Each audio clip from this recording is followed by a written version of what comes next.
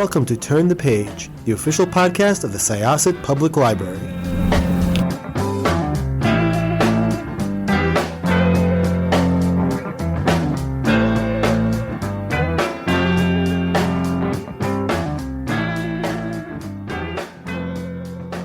Welcome to Turn the Page podcast. This is Jessica from Syosset Public Library, and I am here with some guests who are going to talk about something that, as a former children's librarian, a reference geek, and a mom of first graders, soon to be second graders, is going to be, I think, awesome in the book world and in the library world. So please introduce yourselves and tell us what we are going to talk about today. Well, I'm Jo, and I'm one of the co-publishers of a very brand new imprint of MacMillan publishing in the US called Neon Squid. And I'm Sam. I'm the second co-publisher. And I'm Fiona, the third co-publisher. And Neon Squid, we've just released our first books in April, and they are for kids aged 6 to 12.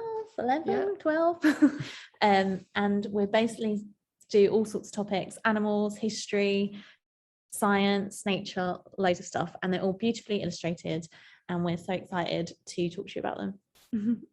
So first of all, where did the name Neon Squid come from? Well, do you like it, first of all? I love it. It's like, I love it. It's beautiful and it's exciting. And it also makes me want calamari at the same time. Like, there's never a bad time for calamari, but, so it's like, it just makes me want more of it. So yes, I love it. I mean, I'll tell you that it's one of the hardest things that we've done since starting Neon Squid, coming up with a name and all being able to agree on something. It was difficult, but I guess the name came from, Neon Squid is actually a real thing. It's Neon's flying squid, quite a curious, intelligent creature. And we just like the sort of non-fiction element of our name and the fact that really tied in with the type of books that we do. And also just the fact that it was kind of like a bright color and it's kind of got that vibrant kind of sense. And I think Jo especially liked the fact that it's kind of a more unusual creature to pick as your kind of mascot, a bit kind of bit unusual and something that kind of make kids think in a slightly different way. Yeah, it's not too cute. It's kind of quirky instead. Yeah, but I think that's pretty much what the kids like, like they want different and they want a little weird and they want something that makes them think. So I think it's very grabby in the sense that it literally pulls you in and you're just like, ooh, what is this? Neon Squid. So some of the books that just debuted in April are so cool, and just scrolling through your catalog of what's coming up. So first of all, I mentioned very briefly before we started recording that this morning was the first time I noticed a Neon Squid book advertised on my daily shelf awareness email, which was so exciting. And I was so excited to tell you that it was the Book of Sisters, which is biographies of incredible siblings through history. So, you mentioned that everything is also beautifully illustrated. Where did the whole concept of how you were going to do these books come about? Well, the three of us actually worked for a long time together at DK, Dorling Kindersley. So we'd all worked together for years and we wanted to do something slightly different. And we had this idea for this sort of book we wanted to make and hadn't quite kind of coalesced in our minds. So actually at the start of the pandemic, we decided to kind of make the leap and try and come up with these kind of richly illustrated books. And The Sisters is a good one to flag because in that book, we've got kind of biographies of sisters from all through history, and across the world, and we really wanted different illustrators to illustrate the different sets of siblings to kind of really suit those, to kind of get across those things, the kind of the geography and the history. So I think we actually worked with 35 different illustrators on that book. Yeah. So it's kind of like a huge amount of work, we think, but we think it really kind of brings the sisters to life in a way that it wouldn't necessarily do if you just had one kind of illustrator for the whole book. And it was super fun because it's like I trawled through like so many illustrator portfolios, which is not a tough job, to be honest, because you're like, oh my God, it was actually hard to like pick people because there's so many good people. But yeah, we hope that one gave it a really sort of special feel, because we like Sam said, we really did try and pick illustrators that we thought were going to bring out the best in the stories. But across all of our books, we've like loved all the illustrators we're working with, they're so talented. And for example, like the Archeology book, Tales of Ancient Worlds, Yeah. like there's a lot of brown things in there because like they're dug up from under the ground. But our illustrator is like amazing, and like he managed to make even, what was it, fossilized Viking Poo look interesting. Oh, totally. That was the first thing on my radar when I was reading about it. I was like, well, first of all, kids are just going to love it. I mean, fossilized Viking Poo. I mean, we don't shy away from poo in any of our books. If we haven't got it in, we're disappointed. There's no reason not to include something like that. And when you talk to kids about just like ancient worlds and ancient, I mean, I already know ancient Egypt has been really popular for a while. It's just a really good way to introduce them to history. Yeah. But as we also know, kids often like poop jokes, and your age range is like prime poop joke age range. So come for the ancient worlds, stay for the fossilized Viking poop.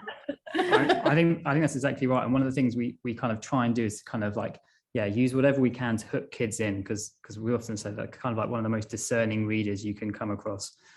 So we'll kind of hook them in with the Viking Poo, but then we'll kind of explain, actually, this isn't just kind of funny and gross, but when archaeologists discovered this, it meant they could actually see what Vikings were eating kind of like 1,000 years ago. So, and what diseases they had. It tells like a huge amount of stories about the individuals and how they lived. So it's a really interesting gateway into a subject. Now the books, are they all single authors? Because I know that you mentioned that there are multiple illustrators, but and this one in particular, I am going to probably butcher his name. Stefan, is it Milo Savlovich? Milo Savlovich. He's a YouTuber, as I understand.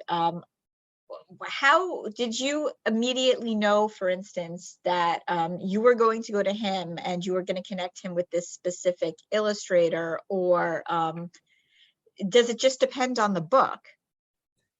It does depend. We tend to come up with the ideas for the books ourselves, kind of in-house, and then try and find authors and illustrators that we think would really suit it. And in that case, we came across Stefan's YouTube channel, which is an archaeology channel, but it's actually kind of aimed at adults. But we thought he had such a great way of kind of distilling the information from these sometimes quite complex archaeological papers and making it these kind of hilarious 5-minute videos, kind of primers on these subjects. And we thought that kind of way of explaining stuff and his sense of humor could perfectly be suited to kids. And so, that was the first book we actually started on. And so kind of, there's quite a lot of pressure on it, but Stefan absolutely knocked it out of the park. And we started getting really good reviews on Amazon and stuff like that for that book. So it's like super fun to like know that we actually did what we wanted to do and kids are enjoying reading it, because that one we really wanted to make it like stories that they could get into, and some more famous ones, but also some that you've not really heard before. So the feedback on that one's been great so far, and we hope people continue to enjoy it. And some of the other stuff that you launched back in April, I mean, you have A Day in the Life of Bugs, which looks gorgeous. Bugs are another thing that's a little weird, and I think taboo, and I think while kids are maybe slightly sometimes afraid of them, they're also intrigued by them. Yeah, definitely. And the author of that one is someone called Dr. Jessica Ware, and she works at the Natural History Museum in New York, actually, not too far from you guys. And that was kind of another thing that we're trying to get with these books, even though it's a 48-page book for kind of 6 to 8-year-olds. We wanted to try and find kind of the best expert we could, and someone who kind of knows this stuff back to front. And I think, yeah, she did an amazing job with that book, which is set over kind of 24 hours. And basically you check in with the same bugs over the day to see kind of how they get on and how they interact and fight with each other and what they eat and stuff like that. Yeah, and again, it's written in a sort of narrative style, and that we think is a really nice way to softly sort of draw kids in and get them involved in the story, while learning all these cool facts. And you said about being scared, and I do get that, because she went on Jonathan Van Ness's Netflix show, and he was totally like screaming. I mean, he's not a child, but he did seem scared of them. But she was like getting a millipede in his hand and stuff, and like, those are freaky. I mean, listen, I respect millipedes and I would read about them, but if I was to just see one, I would be pretty freaked out. Yeah. But then she told him all these like cool stuff that millipedes do, and he actually realized they're cool, not just gross. Yeah, no, for sure. I think learning more about things in general, be they bugs or something else, is really a good way to diffuse fear and open your mind to other things.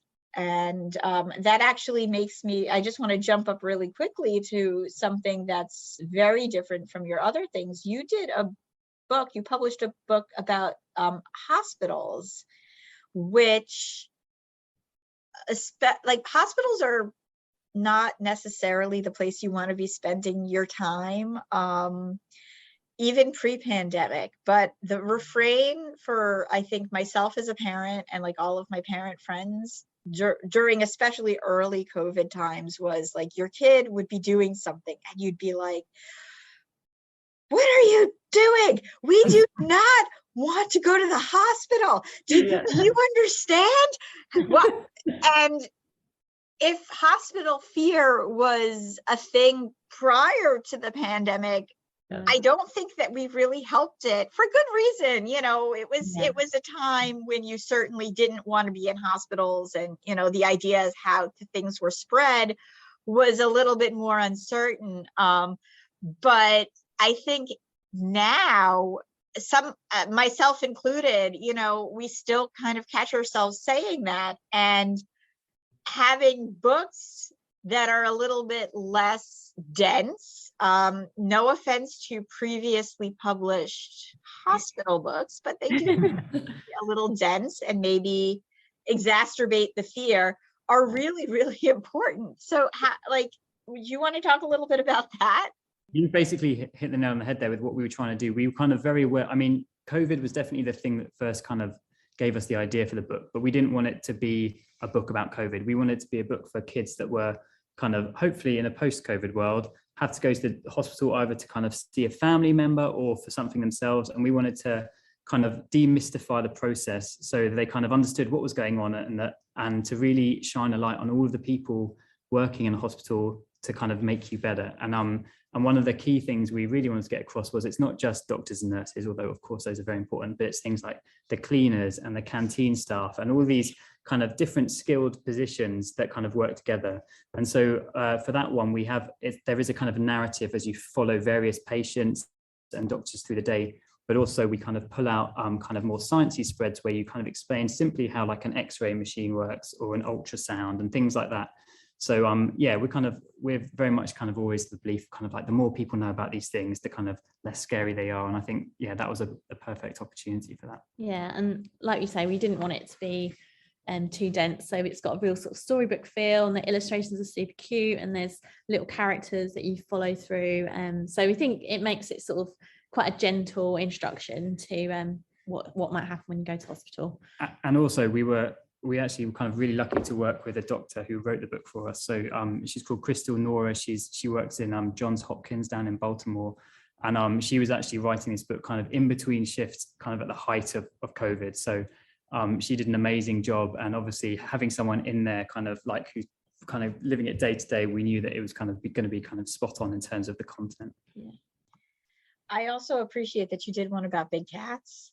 There's been a lot of talk about big cats since the beginning of the pandemic, maybe not necessarily in Yes. ways, and I don't think children should be watching shows that I'm not going to name about big cats necessarily, but it is possible that big cat awareness has grown.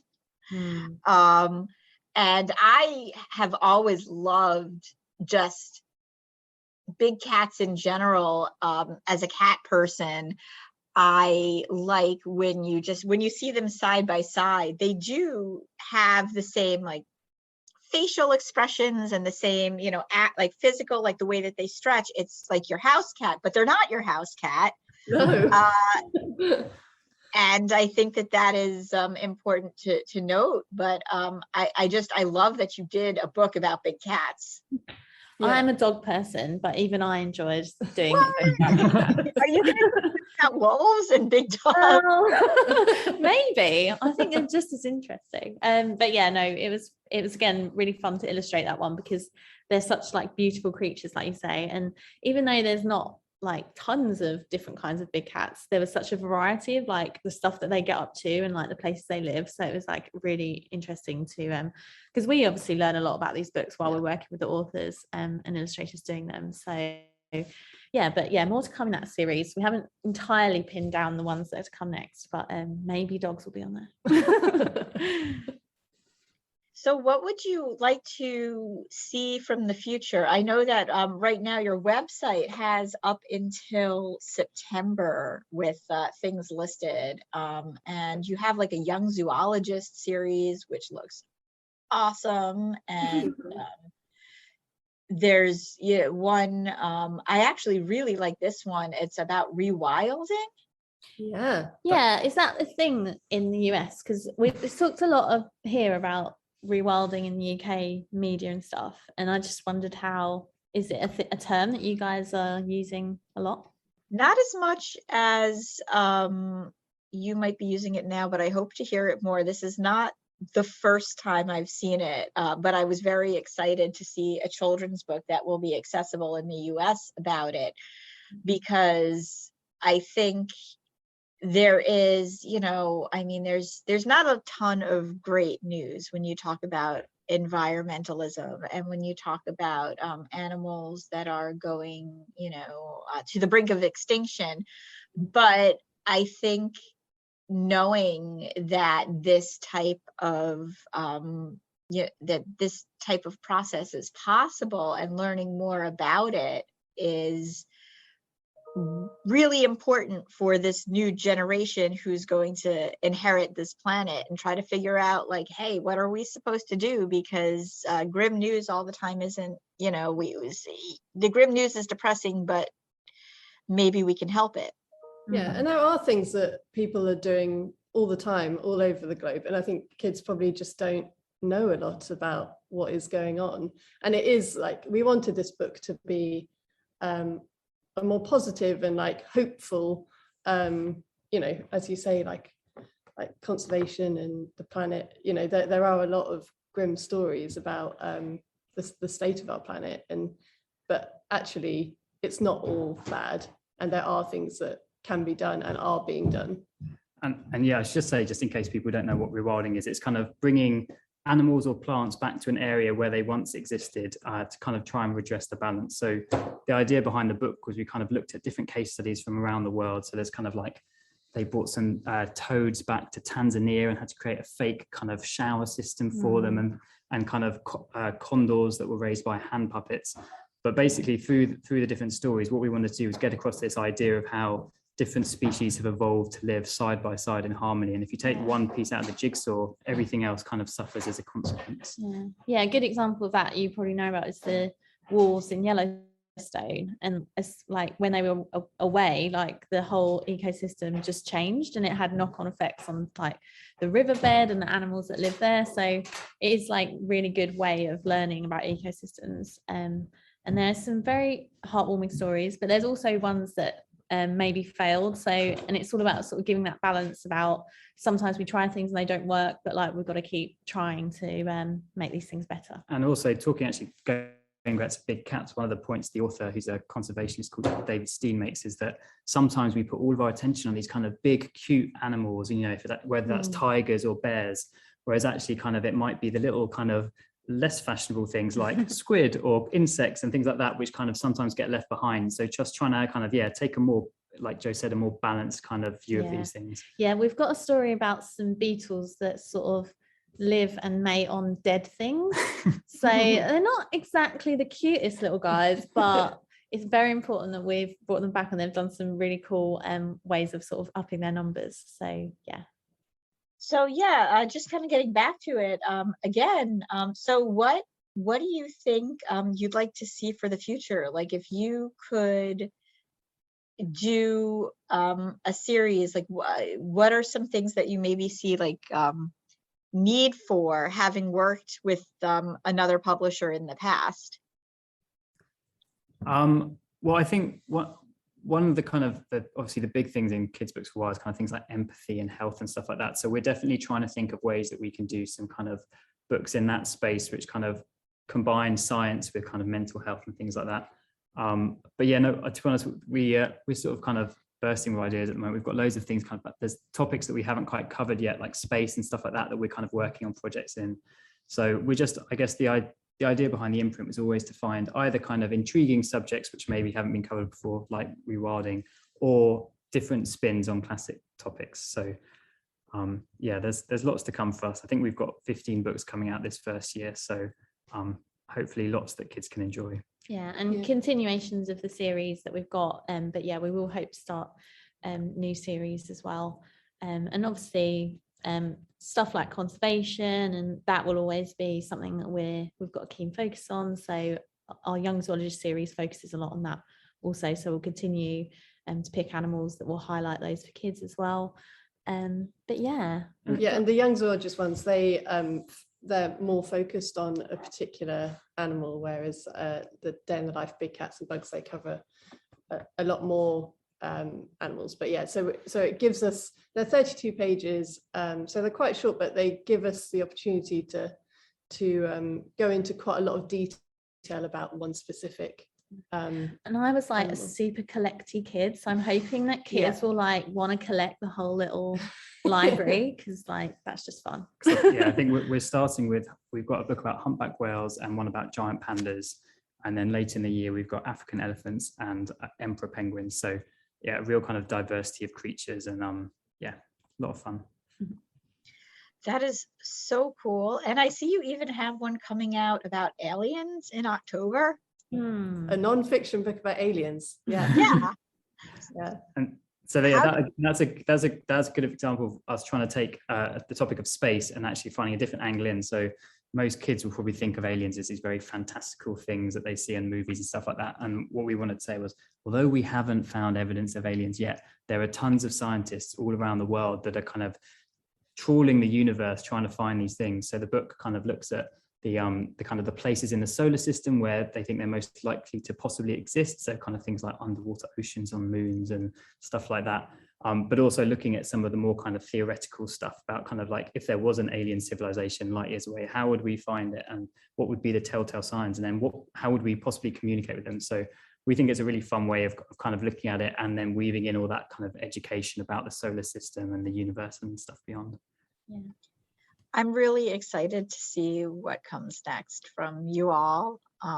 This is really cool. I'm glad we finally got to chat about this. No, it's, yeah, we're just so excited. It's been quite a long 2 years with everything that's been going on. So the fact that we've actually seen our books in the bookshops now for the first time has been so exciting, and it's exciting to tell people like you about them, because we've had to keep a lot of this stuff secret for ages. So no, it's been a real pleasure. So thank you for having us on. Yeah, thank you. Thank you. Okay, so once again, this was Jessica with Syosset Libraries Turn the Page podcasts. Our guests today were Joe, Sam, Fiona from Neon Squid. and we are going to close this chapter of Turn the Page. It's time to close this chapter of Turn the Page. Join us for the next episode.